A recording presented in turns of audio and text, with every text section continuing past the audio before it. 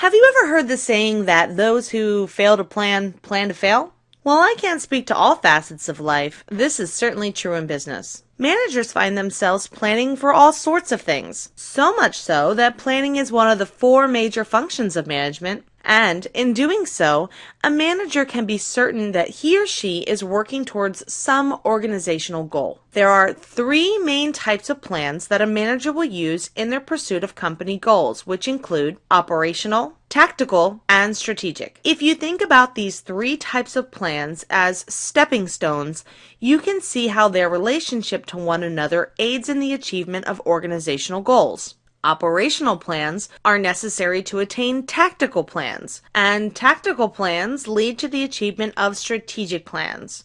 Then, in true planning fashion, there are also plans to back up plans that fail.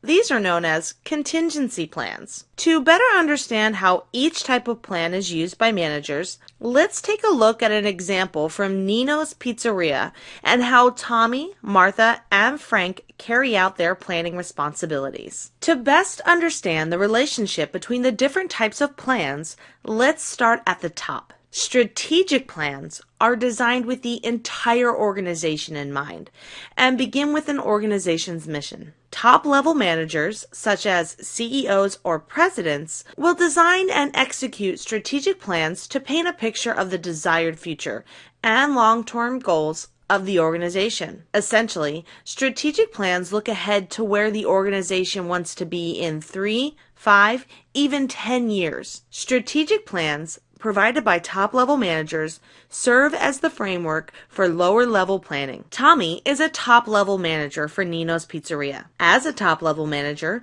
Tommy must use strategic planning to ensure the long-term goals of the organization are reached. For Tommy, that means developing long-term strategies for growth, improving productivity and profitability, boosting return on investments, improving customer service, and finding ways to give back to the community in which it operates. For example, Tommy's strategic plans for growth, improving productivity and profitability, and boosting return on investments are all a part of the desired future of the pizzeria. Strategic plans also tend to require multi-level involvement so that each level of the organization plays a significant role in achievement of the goals being strategically planned for. Top-level managers such as Tommy develop the organizational objectives so that the middle and lower-level managers can create compatible plans aligned with those objectives. Now that you have a general idea for how organizational planning evolves, let's look at the next level of planning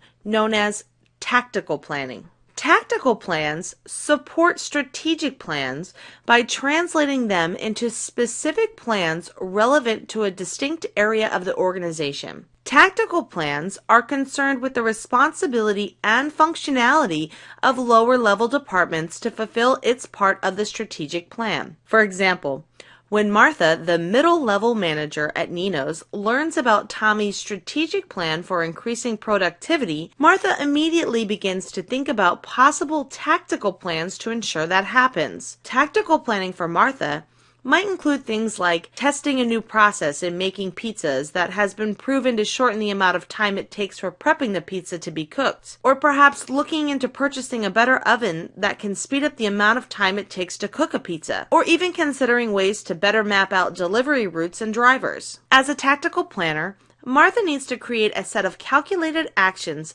that take a shorter amount of time and are narrower in scope than the strategic plan is, but still help to bring the organization closer to the long-term goal. Operational plans sit at the bottom of the totem pole. They are the plans that are made by the frontline or lower-level managers. All operational plans are focused on specific procedures and processes that occur within the lowest levels of the organization. Managers must plan the routine tasks of the department using a high level of detail. Frank, the frontline manager at Nino's Pizzeria, is responsible for operational planning. Operational planning activities for Frank would include things like scheduling employees each week, assessing, ordering, and stocking inventory, creating a monthly budget, developing a promotional advertisement for the quarter to increase the sales of a certain product such as the Hawaiian pizza, or outlining an employee's performance goals for the year. Operational plans can be either single-use plans or ongoing. Single-use plans are those plans that are intended to be used only once. They include activities that would not be repeated and often have an expiration. Creating a monthly budget and developing a promotional advertisement for the quarter to increase the sales of a certain product are examples of how Frank would utilize single-use planning. Ongoing plans are those plans that are built to withstand the test of time. They are created with the intent to be used several times and undergo changes when necessary. Outlining an employee's performance goals for the year would be considered an ongoing plan that Frank must develop, assess, and update if necessary. Ongoing plans are typically a policy, procedure, or rule. Policies are general statements or guidelines that aid a manager in understanding routine responsibilities of their role as a manager. Examples of policies include things such as hiring, training, outlining, and assessing performance appraisals, disciplining, and terminating subordinates. A procedure details out a step-by-step process of carrying out a certain task, such as assessing, ordering, and stocking inventory. A rule provides managers and employees with specific and explicit guidelines of behavior. That is, what they should be doing and what they should not do as a member of an organization. Even the best plans can fail, especially in today's fast-paced, chaotic business environment. And as such, it is important for managers at all levels to engage in contingency planning. Contingency plans allow a manager to be flexible and change savvy by providing an alternative course of action, which can be implemented if and when an original plan fails to produce the anticipated result. Having a contingency plan might seem like extra work, but much like a reserve parachute when skydiving, better to have and not need it than to need it and not have it. Let's review. Planning is one of the 4 functions of management that allows a manager to develop and implement strategic action steps aimed at reaching an organizational goal. There are 3 major types of planning, which include operational, tactical, and strategic planning.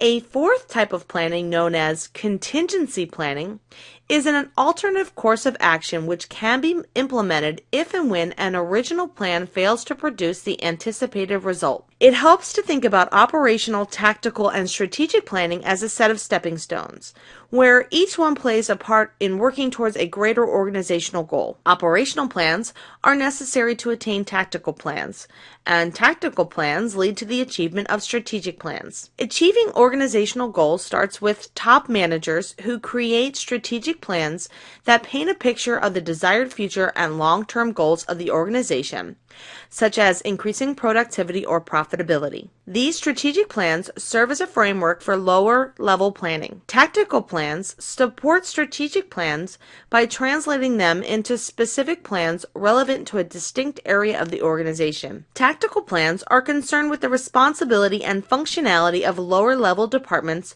to fulfill its part in the strategic plan, such as testing out a new product that can shorten the production time. Operational plans are made by frontline or lower-level managers and are focused on the specific procedures and processes that occur within the lowest levels, almost individual level of the organization. Examples of operational plans include things like scheduling employees each week, assessing, ordering, and stocking inventory, or creating a monthly budget. Operational plans can be either a single-use plan or ongoing. Single-use plans are those plans that are intended to be used only once. They include activities that would not be repeated and often have an expiration, such as a monthly budget. Ongoing plans are those plans that are built to withstand the test of time. They are created with the intent to be used several times and undergo changes when necessary. Outlining an employee's performance goals for the year would be considered an ongoing plan. Ongoing plans are typically a policy, procedure, or rule.